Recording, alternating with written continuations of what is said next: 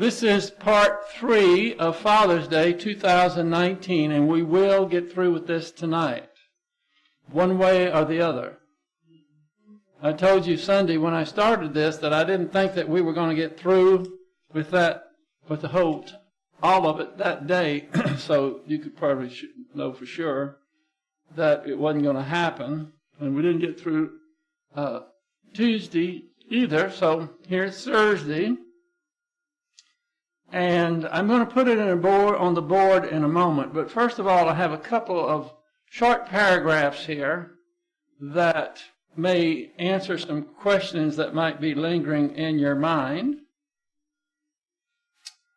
Why is so much of the subject of marriage found in a Father's Day message? Because we have been addressing probably more about marriage than we had the relationship between a father and his children.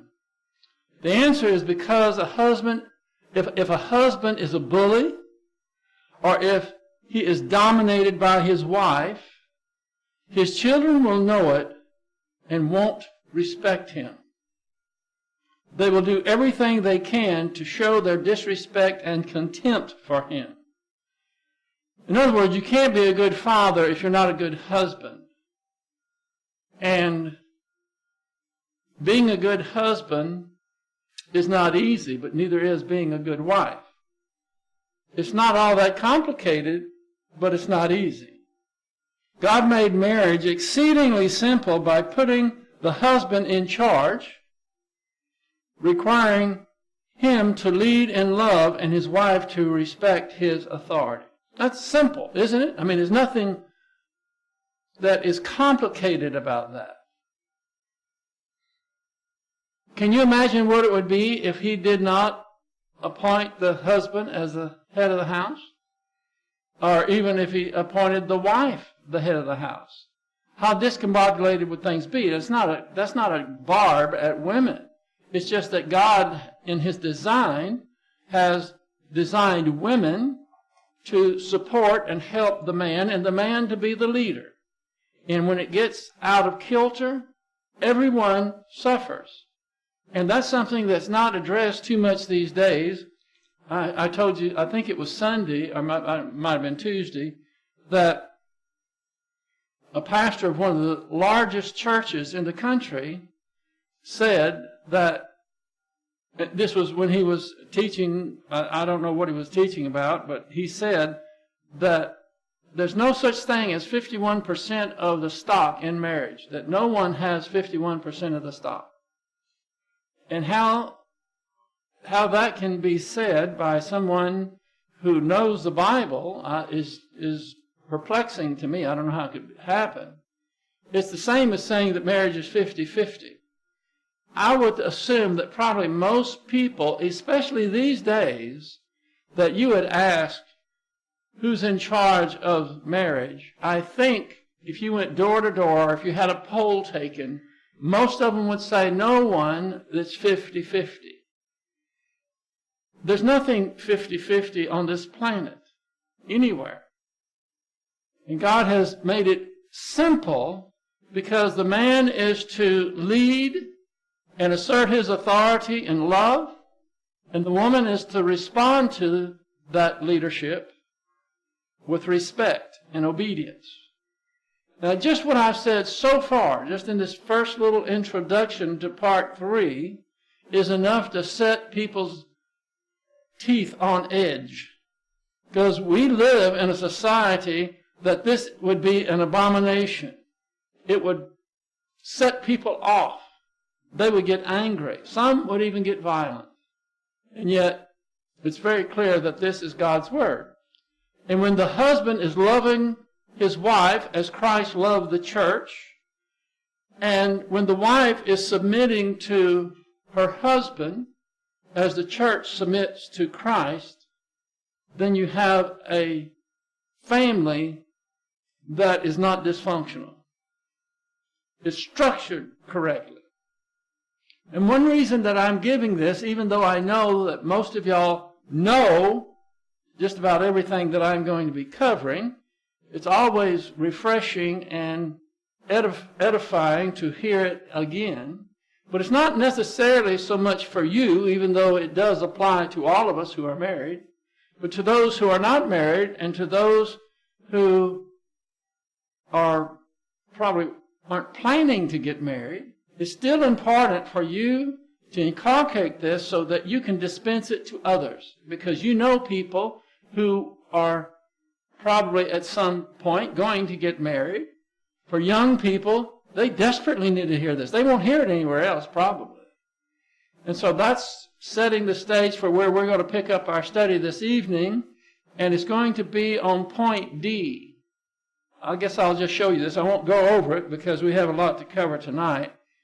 But this is where we ended Tuesday night. Husbands and fathers must realize, point number one, and the only point in the whole paper that has a star by it, God has given you, that would be fathers and husbands, authority. Use it, because if you don't use it, you will lose it. And then we went through these A, B, C points, culminating in 1 Peter chapter 3, verse 7. You husbands likewise live with your wives in an understanding way, as with a weaker vessel. Now, there were a lot of ladies women would take umbrage at that, but it doesn't mean weaker in the sense of inferior. I think that it's referring to physically weaker and maybe more emotional as well. It's just the way that God has made women. Not all women are more emotional than men, but I would think that most of them are. And that's not something that is bad. In fact, we appreciate the fact that women have more emotions than men, because the emotions have a whole spectrum, and we like it when they get emotional and when they cry, when it has something to do with us, and when they, I'm not going to get in trouble here. I'm just going to move on. But I've said enough for you to get the point. So, as with a weaker vessel, since she is a woman, and grant her honor as a fellow heir of the grace of life, so that your prayers may not be hindered. If the husband is not treating her as a weaker vessel, if he's a bully, if he's insensitive, and if he's thoughtless, then it's going to hinder their prayers, because there's always going to be a problem with that. Okay, this is where we started here, so we're going to continue with point D right here. We are not to have the arrogant attitude that it's my way or the highway. We're talking about husbands and fathers now.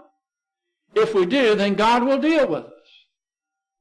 In fact, I guess that God is the only one that can legitimately say, it's my way or the highway, and not be arrogant. In fact, for him, it would be loving.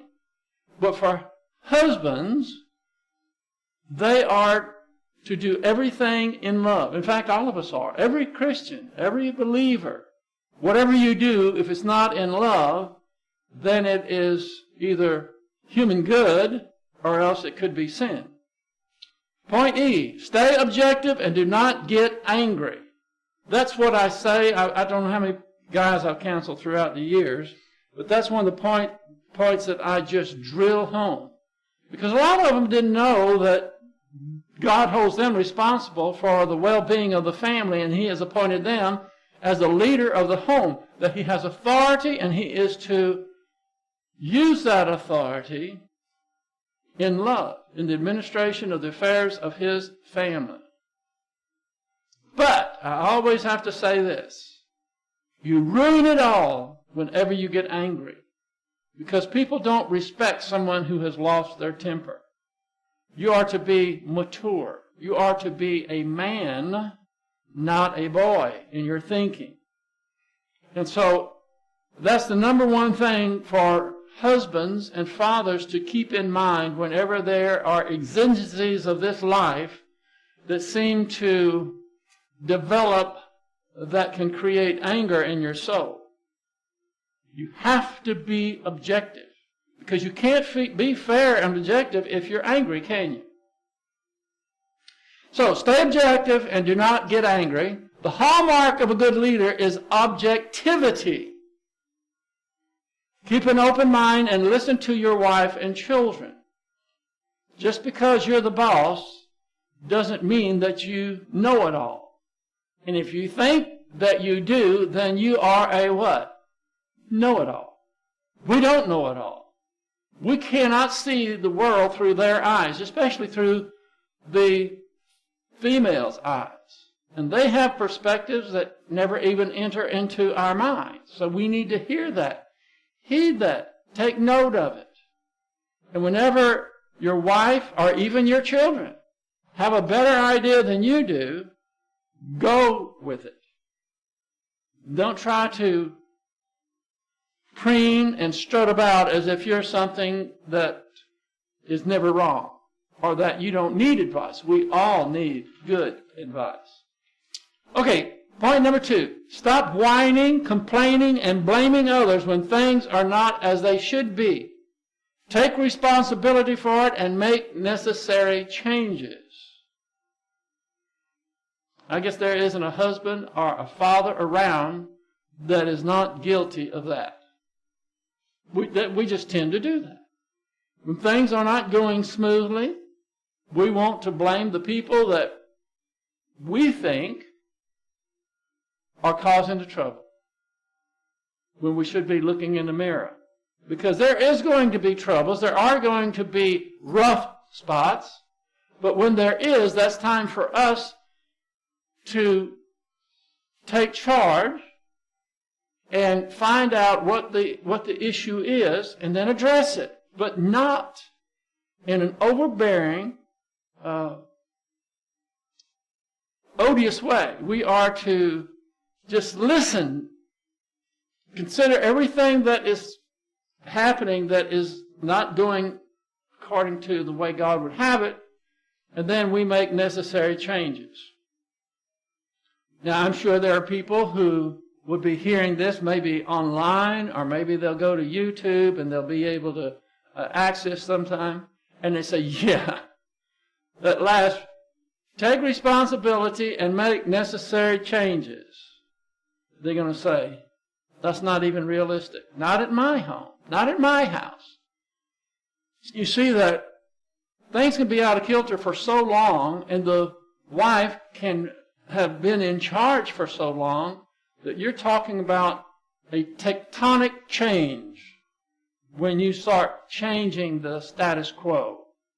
And that's where objectivity and humility have to reign. Because you don't go in there and say, I'm taking charge and you're going to sit in the back seat, and it has to be done in love, see? And if you do it in love, if you explain, take the time, be sense enough to, let me just say, if I was in that position and I was going to try to change things, the first thing I would do is have a family meeting, and I would say, I want you to know something. This family is not functioning the way it should be, and it's my fault. Because that's true. I have not done the job that God has called me to do. I have not taken the leadership role, and we all have suffered because of that. And now I am going to step up and be the leader that God has called me to be. Not only me, but all husbands, all fathers. And I'm going to do the best job I can, but I'm going to do it not because I'm a dictator, not because I'm angry, but because I want to please God. And God has put you, who are in my family, under my authority, and I take that as a sacred responsibility. And I'm going to make some changes here, but I'm open. If you are adverse for some reason to some policy that I'm setting, let me know. I could very well change it. Now you would think, oh boy, that would sell. I mean, anyway, who would be against that? Just about everybody. No one, once they have power, wants to relinquish it. But I think that is what you would do to start setting things right. Well, what do you do if they don't honor that. We'll get to that later, but I have to keep going or we won't. There's 2 points on this. Point A, start with yourself. When your family sees you make changes, they'll be more willing to do the same. So you don't say, you do this and you do this. The first thing you do is, I'm the one that's going to make the change first, and you can follow my lead. Set new policies and discuss them with your family. Any guy that is in charge, or any woman, it doesn't matter, whoever the boss is, when you're going to change policies, you need to be specific. You need to make sure that everyone that is under your authority knows exactly what they need to do, what is expected of them, and discuss it with them. Because usually they have good ideas as well. And they might say, instead of this, would you consider so-and-so? That's a good idea. We'll do it that way. See, it's not just you by yourself. You want input, but your decision is going to be final because that's the way God designed it. Point 3. What if your changes are ignored or your commands are disobeyed? Oh, wow, we hit a stump, didn't we? That doesn't resonate with everybody, I know. When I was in high school, I had 2 friends that were hunters like I was, and we go out duck hunting. We go out in a john boat. Most of you know what a john boat is. And one of the things that we did that is very wrong is we loaded our shotguns before we got there, out on the trip. And I had a 12-gauge shotgun that was leaning like this behind me, loaded, and it had a hair trigger. And we were going out there and we hit a stump. This is what triggered this thought. And when we hit that stump, that shotgun fired. It was about 2 inches from my side. And we all just silent. I mean, we just couldn't believe it. That could have been tragic right there. So we all unloaded our shotgun until we got there. Anyway, that's what I was thinking about. Hitting a stump, and it's a good analogy to what can happen, of course, unbeknownst to you, and whether we want it or not. So a couple of sub-points under what if your changes are ignored or your comments are disobeyed. A, this very important point, we must not confuse asserting authority with demanding obedience. You're foolish as a husband to demand obedience. Why? Because if you really boil it down, people are going to do what they want to do. Even, of course, wives will do what they want to do, and even children. And you can't make them do something that they don't want to do. Now, you can make it, for children, you can make them wish that they did, but just remember, asserting authority is not the same as demanding obedience. B, a husband is not responsible for his wife's disobedience. When you are acting as the leader of your house, and you're doing it in love, and you're doing the best job you can, and your wife says, well, I can't repeat what some wives may say to their husbands in that situation, but you're not responsible for that. She will answer to the Lord for her disobedience. She's answerable to the Lord for whatever she does. You're answerable to the Lord in order to get your house in order so that it will function in the framework that God has designed. C, nothing a wife can do changes the fact that God put you in charge. So there is no need to compete with her over who is in charge. That's a moot issue. Once you understand, if you're a believer and you are trying to live by the Bible, and hopefully she is too, then that should be moot. You don't have to compete because God gave you. What I'm trying to say is some men think that they're in a competition with their wives in order to be the head of the house, and they can't really assert their authority until somehow they demonstrate that they have taken over the leadership in some, I don't know how you would do that, but you don't have to do that. Just start taking charge. You don't have to compete with anyone for that because God has already said it. You're in charge, and He holds you responsible. And then point D, Do not relinquish your authority in order to keep the peace. That's one of the most important things in this whole paper right here. And that mistake is made by millions of fathers and husbands across the land. You're going to especially see if the wife is pretty well dominant, and any time she doesn't give her way, then there's hell to pay. Have you ever heard the saying, if mama ain't happy, nobody's happy? Have you heard that before? Well, that's true in a lot of families. And so you tend to appease and cave in order to keep peace in the house. And all that does is make matters worse, because there's a day a-coming that is going to blow up, and you're making it worse every time you do that. It's better to be unpopular and respected than to be liked and disregarded. And that's where a lot of husbands, fathers, cave. They're thinking, well, and of course, when you cave, when you know that it's not right, you know it should be otherwise. When you cave, and they all will praise you, oh, what a wonderful daddy you are, oh, what a wonderful husband. No, you're a wimp. God's going to hold you accountable for not being the leader. Point number 4, manipulation. The bag of tricks used to undermine legitimate authority. Now, this is mainly from the wife's side. And all you ladies, and I think everybody here, the ladies, as far as I can tell, has been married or is married. You know you have a bag of tricks. You know which ones work the best. I'm just looking at you. I know I'm right. And here's a short list. Probably the number one is anger. Blow up. And this is all some ladies need. Some wives, that's all they need, because they will make a scene. They will blow their stack. They'll have the neighbors putting down their windows. Sometimes maybe even the police may have to arrive because of the anger. And all that is a child throwing a temper tantrum. That's all that is. The silent treatment. I guess some husbands would like that. But we really don't. We don't ever like the silent treatment, because we want there to be harmony.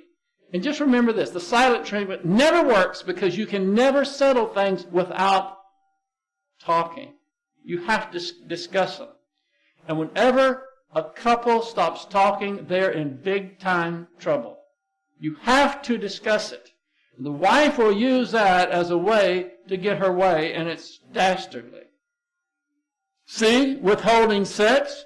1 Corinthians chapter 7, verse 3 through 5 really puts the kibosh on that, because the wife's body is not hers, it's her husband's, and her husband's body is not his, it's the wife's. D, crying. E, threaten to leave. F, dominating tactics. Don't allow your wife or kids to tell you what to do, but listen to their advice. If they have some advice, listen. If they're telling you what to do, you don't, that's completely upside down. If your children tell you what to do, you need to explain to them. I'm the daddy, you're the child. You can give advice, or you can make recommendations, but you don't tell daddy what to do, okay? All right. Number 5, the minefields. Now, these are minefields out there that are just waiting to blow up a marriage, a family. Number 1, would you guess that already? Number 1, point A, is money. You can have the sweetest people that you've ever seen. I mean, they're just so wonderful until it comes to money and the fangs come out. Money divides more people than probably anything else. Children. Before you ever get married, you should discuss having children and how you're going to handle the situation. Is there going to be corporal punishment? Is there going to be standing in the corner? Well, what are you going to do? Are you on the same side there? The worst thing that parents can do is argue about how to discipline children in front of the children. Step-parents. There's a lot of step-parents these days. And that it can work, but it's hard for it to work. Especially if the stepchildren acquired a new father or a new mother when they're a teenager. That's like having everything going fine and then taking a grenade and tossing it there. So everything has to be very sound for that not to be a minefield that's going to blow up. And of course then there's in-laws. Before there was even any in-laws, Genesis 2:24 says, "For this cause a man shall leave his father and his mother, and shall cleave to his wife, and they shall become one flesh." In-laws can be a great help because they have experience and they're more mature. But they can also ruin a young family. Whose job is it to straighten things out if that's not going the way it should be? Who? Husbands, right? What if it's the wife's parents? It doesn't matter who it is. He's in charge for the well-being of that family, and he's going to, in the best way he can, tell them, thank you for your input, but we do things a little differently, and we might need some space. We do need some space, and we would appreciate that. Just something along those lines. It doesn't have to be a great big deal, but it's his responsibility. And he is not held accountable for their rejection of his trying to get his family in line. Well, we don't do it that way. Well, that's fine. You have your family and we have ours. That's what happens, when your children get married. They're still part of your extended family, but they have their own independent, autonomous family themselves. Now, this brings us to conflict resolutions. Why do we need conflict resolutions? Well, because there's always conflict, isn't there? If you're going to trip down the aisle thinking there's not going to be any conflicts, you're not ready to get married. You ought not get married. You ought to grow up first. You ought to get these points first. Point number 1. Conflict resolutions. This is good not only in marriage, but in other things as well. Don't avoid disputes. A lot of people do that. Sweeping things under the rug never works. It makes matters worse. Because over time they're going to fester. And whatever bitterness has developed is going to get worse and worse to where finally, when it's in the open and it's going to be discussed, it's not a pretty picture. So don't avoid disputes. Handle them. And that's a husband with his wife or a father with their children.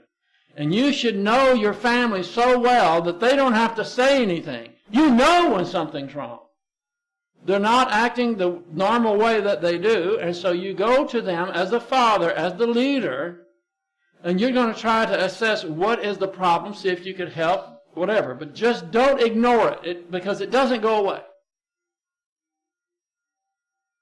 I have had tooth pains. If you ever had a tooth that's throbbing, you know what I'm talking about. And I can't remember a time when I just tried to ignore it and it went away.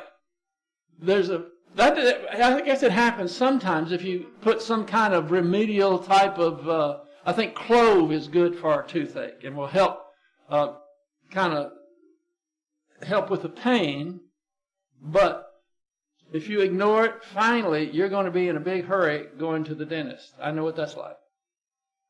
I was on the 48th floor of the Shell building in Houston it was around 1972. I didn't have a dentist, and I threw my tools down, and I told my helper, I said, I'm going to dentist. He said, you told me you didn't have a dentist. I said, I don't, but I'm going to get one. I don't know if it's when you're up that high, if it compounds the throbbing. I ignored it too long, you see. Number 2, time it right. Don't discuss things when people are tired, irritable, ill, in a hurry, or preoccupied, and not before bed. Why not before bed? That's right. Well, it says, be angry and sin not, and don't let the sun set on your anger. The reason that you don't bring up something that's sensitive and could blow up before bed, because both of you need sleep. And it might be that after the conversation, neither one of you are going to be able to sleep. Yeah. So this is just common sense. You don't, especially if somebody's already irritable. If they come in and they're mad because something happened at work, that's not the best time to address something. Yes. Yeah, not at the table, too. Okay, point number 3. Attack the problem, not each other. You would think that that would be common sense, wouldn't you?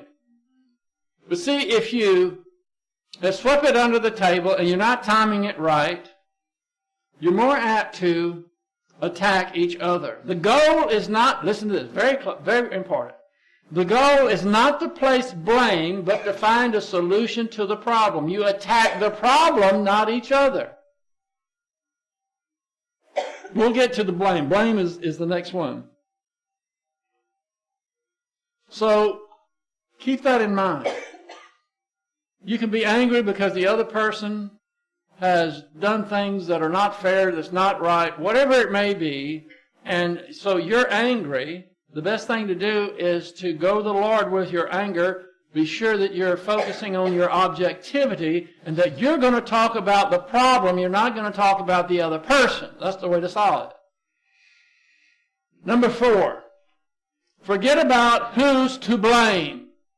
Forget about it. Refuse to play the blame game. That's what happens all the time in relationships. People argue over and they fight over who's to blame. Does that ever solve the problem? No. But you're innocent, you're right, and you're going to make sure that they know it. And you think that you win if you can make them acknowledge that they were wrong, and what do you have? Did it solve the problem? No, it never does. So, refuse to play the blame game. It only creates hostility towards one another and does nothing to solve problems. Arguing over who is to blame does not help anything. Don't do it. Here's a few scriptures. Ephesians 4:29. Do not let any unwholesome talk come out of your mouths, but only what is helpful for the building up of others according to their needs, that it may benefit those who listen. Proverbs 15:1 and 2. A soft answer turns away wrath, but grievous words stir up anger. The tongue of the wise uses knowledge aright, but the mouth of fools pours out foolishness. Proverbs 25:15. By forbearance, a ruler, what is forbearance? It's like patience, right? But by forbearance or by patience, a ruler may persuade, and the soft tongue breaks the bone. That's a good one, isn't it? A soft tongue breaks the bone. Ephesians 4:15, speak the truth in love. It's not only what you say, it's how you say it that matters so much. They will either see contention in your tone or love. Number 5, control your anger. Don't give yourself permission to get angry, because when you get mad, the goal is no longer finding a solution but to hurt the other person. That's what happens when you get angry. You forgot about a solution. You said that about me? You're not taking responsibility for it? Well, you're going to pay. And then you just start barbs and you try to hurt them. That's what's going on when you get angry. So don't do it. Proverbs 14:17. A quick-tempered man acts foolishly, and a man of evil devises hatred. Proverbs 14:29. He who is slow to anger has great understanding, but he who is quick-tempered exalts folly. Proverbs 19:11. A man's discretion makes him slow to anger, and it is his glory to overlook a transgression. It is his what? Glory to overlook a transgression. And yet it's our pride, it's our arrogance that causes us to do that, to take offense. Proverbs 19:19. A man of great anger shall bear the penalty, for if you rescue him, you will only have to do it again. You know, somebody gets angry and beats his wife, you go in there and bail him out of jail, next month you're going to be down there again. Proverbs 15:18. A hot-tempered man stirs up strife, but the slow to anger pacifies contention. We all should be peacemakers. When you see other people having trouble, don't get in there and stir it up. Be a peacemaker. Proverbs 16:32. He who is slow to anger is better than the mighty, and he who rules his spirit than he who captures a city. Proverbs 17:14. The beginning of strife is like letting out of water. So abandon the quarrel before it starts. You know what I'm talking about. If you have a dam and it starts out a little trickle and everything, once you start letting out water, it can get out of control real easy. And so that's the beginning of strife. Ephesians 4:31. Let all bitterness and wrath and anger and clamor and evil speaking be put away from you with all malice. Just don't go there. That's what this is saying. Number 6, I have to get on because I'm rushing the clock, but I told you I was going to get through tonight. By the way, most of this is in our book, You're Married, Now What? Much more than this, but these are just kind of the highlights. Number 6, don't bring up the past. Deal with the issues at hand. Don't fight about the past. Avoid the phrases like, you never listen to me. Well, that's probably not true. Maybe 5% of the time they listen to you. So that's not true, is it? Bringing up the past shows that your mate failed in the past and you have never forgiven them for it. So don't bring it up. You should have put that as far as the east is from the west. That's what God does to us. When we acknowledge our sins, it's gone. Number 7, listen to your spouse. James 1:19. Everyone should be quick to listen, slow to speak, and slow to become angry. We would all be much better off if we lived by that. Now, when it says listen to your spouse, it means don't interrupt, don't talk over each other. You know what that is. When somebody's talking, if you ever watch any TV and you see Tucker Carlson or Laura Ingraham or the others that are on there, they'll have somebody on there and the host is talking and he says, okay, the other person starts to talk, and so he starts talking and this guy's over here talking over him. The host steps in and tries to tell this person to stop talking, and he can't do it because now he's talking over both of them. That's when you change the channel. Don't interrupt, don't overtalk each other or talk over each other, and don't think about what you're going to say next when the other person is talking. And don't any of you look at me like you don't know what I'm talking about. We all do that. I don't know how many times Carrie has talked to me. We were having a discussion. And she said, da-da-da-da-da-da-da. And I'm sitting here, I'm thinking, boy, I got this next point. I've been ginning this next point. I'm ready to use it. She says, now what did I say?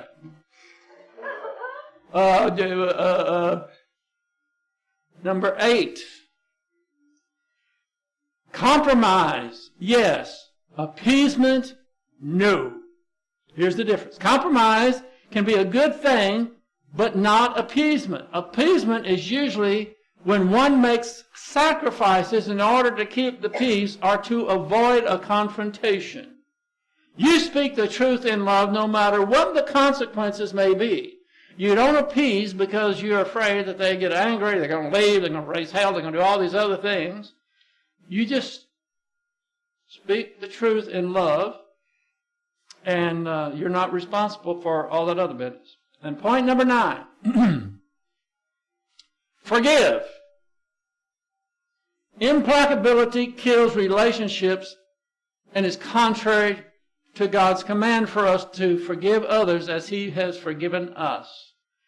There should never, ever be in your lifetime, from this point on, when someone comes to you and apologizes, they are humble and they're taking responsibility for something that they've done that they ought not, and you won't accept that apology.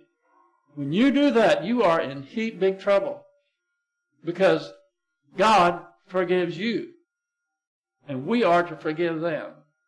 And that comes from arrogance and anger. It's a host of mental attitude sins that cause that. So if someone is humble and wants to set things right, then you are always to forgive. Colossians chapter 3, verse 12 through 14. Put on a heart of compassion, kindness, humility, gentleness, and patience. We could take time to go over every one of those, but this is in mind. And by the way, this is an imperative mood. This is a command from God. Verse 13, bearing with one another and forgiving each other, whoever has a complaint against anyone, just as the Lord forgave you, so also should you. And beyond all these things, put on love, which is the perfect bond of unity. You're to do everything in love. And when you see believers, a couple that are at each other's throat, it's the antithesis of what this is. And it's so sad. This is what God commands us to do. Okay, are y'all ready for a few myths? Okay. Myth number 1. If I could only get him or her to change, all would be well. That's the monsters, not me. If he would just change and become human, then all would be well. No. You know, you've heard this before. You cannot change other people. You can only change yourself. And when you change yourself to where they have nothing to rail against, and they see you humble, even under attack, that's more powerful than anything you say. And then, because you change, they're going to follow suit. But you have to change first. You have to show them how to do it. You have to demonstrate that you can change, and when you do, it makes everything so much better. Myth number 2. Proving that my husband or wife is to blame for our troubles will motivate them to try to do better. When you blame people, is that the outcome? If you can just show them how miserable and sorry they are, is that going to motivate them to do better? Just the opposite. 9 times out of 10, they will not accept the blame and will resent you for blaming them, which only makes matters worse. Don't even go to the blame game. You know, all of us have this arrogance within us that says, well, I'm right. And by golly, they have to know that I'm right. Not only do they have to know, everybody has to know I'm right. I'm right. Well, you can be right and be a fool as well. It's not about you being right. It doesn't matter who screwed up.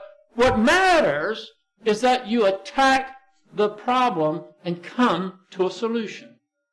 Point 3. Couples who have disagreements have unstable marriages. Not so. All marriages have disagreements. Having disagreements doesn't mean that you have a bad marriage. It's how you handle the disagreements that determines the stability of your marriage. Not that you have disagreements. I wasn't going to put this in here, but I thought it might be fitting. We'll just fly through these because we're nearly done. Fair fighting rules. I've had people, some of y'all are so funny. One man told me that each morning he gets up, fixes his wife's coffee, sits it down there, and right beside the coffee he puts the sins list.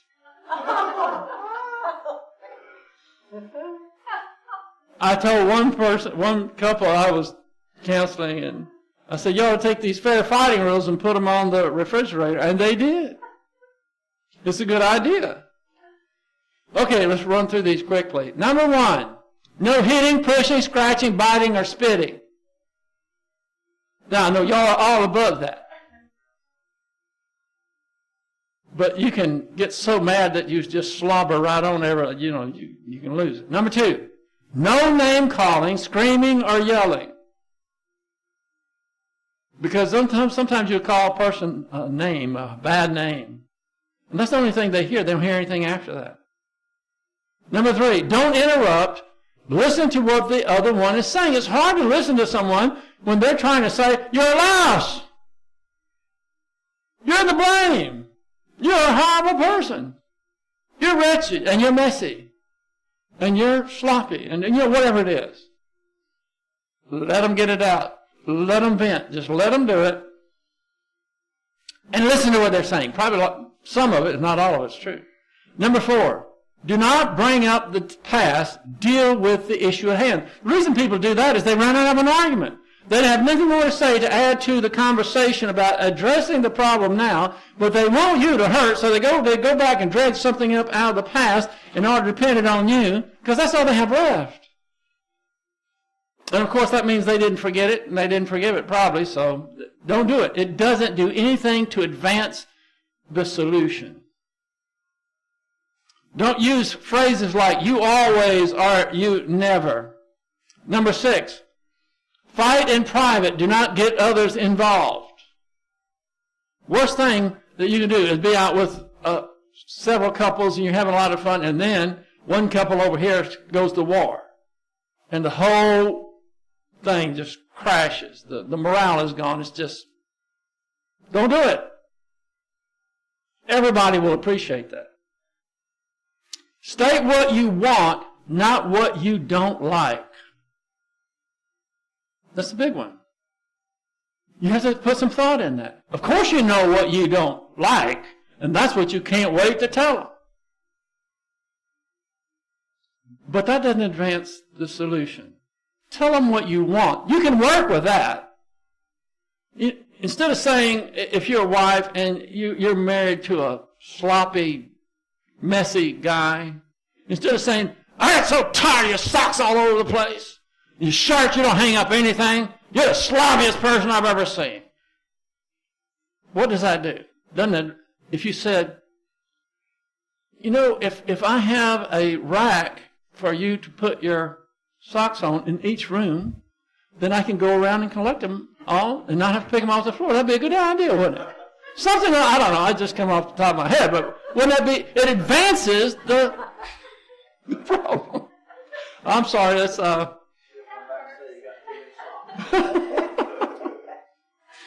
state what you want. You can work with that. Don't say that, you know what, you're the biggest liar I've ever seen. Instead of saying that, you could say something like, well, maybe you could, do they have a courses for liars? I don't know. Maybe it'd be drinking. Yeah, you're a big drunk. You say, well, maybe we could have you take some courses or something.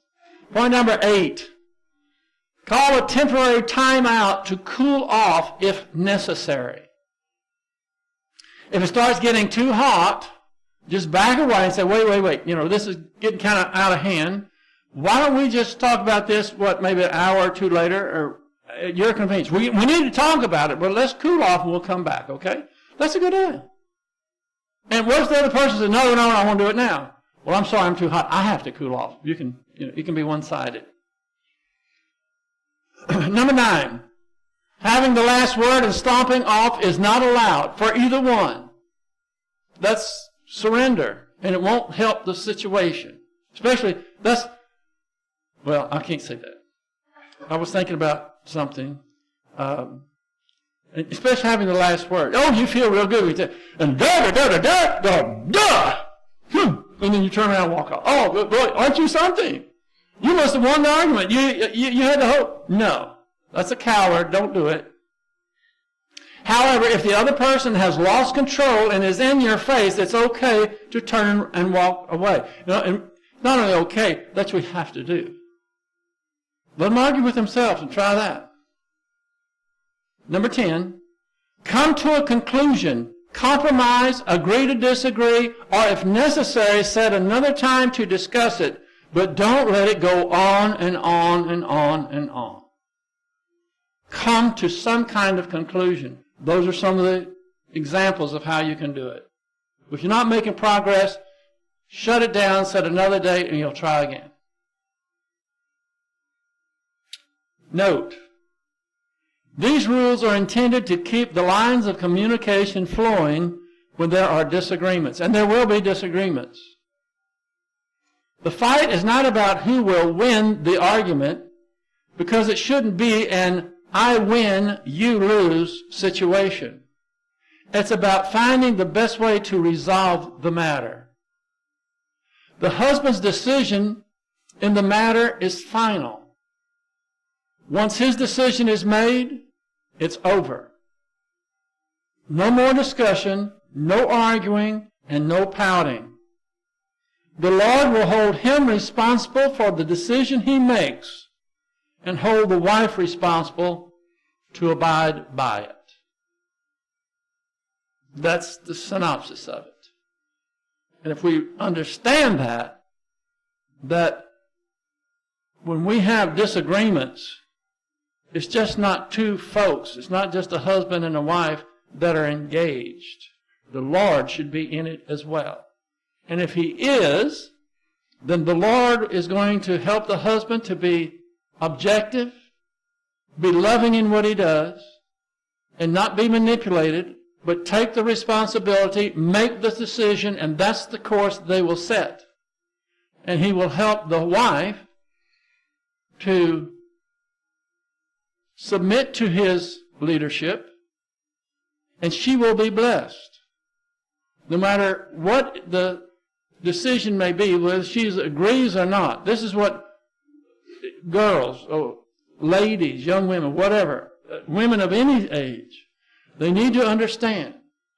If they have a husband and they're afraid to obey him because it's not maybe what they would choose, or they might be afraid that it's going to end in disaster, they need to recognize that when they obey their husband because of the Lord, not because of their husband, he might not be making the right decision, he might not be doing things, he might not even be very sensitive, he might not even ask for your advice. But you wives, when you obey your husbands, you can count on it. The Lord is going to bless you for that. And the husband is going to catch the hell. You probably like that. I shouldn't say that. You wouldn't like that. So that's it. I finished. So we will continue next Tuesday with Philippians chapter 4. I think we're in verse 5 or 6. We'll have to review that a little bit because it's been over a week since we were there. This will be on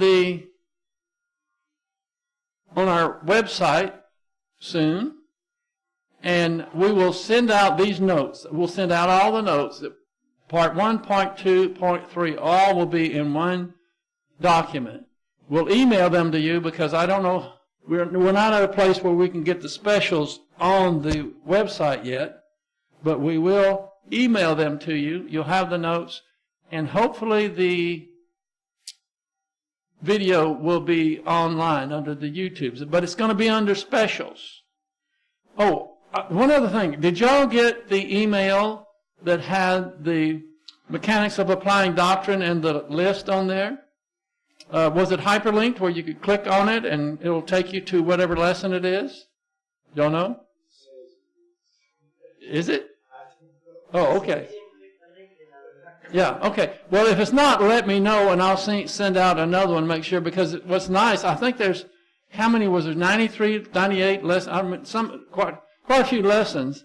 And instead of having to scroll each time on that index, and each lesson has information on what it's about, you can click on that lesson number and it'll just take you right to the lesson. Yes, yes. Mm-hmm. And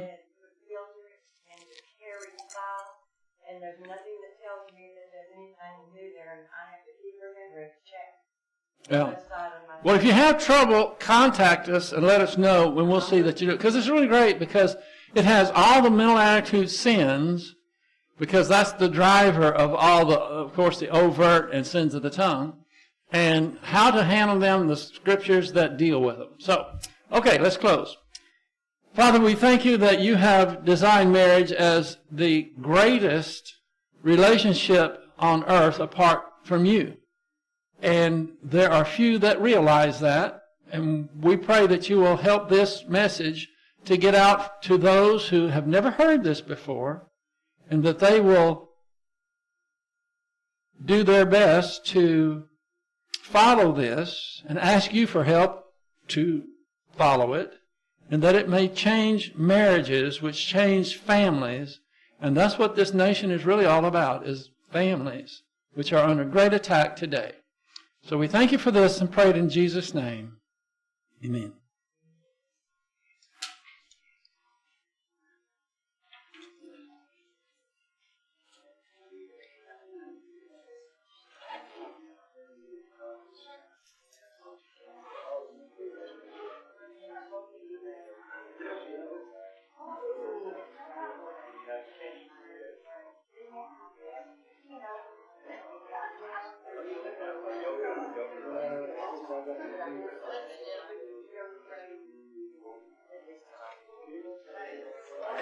Are you qualified to be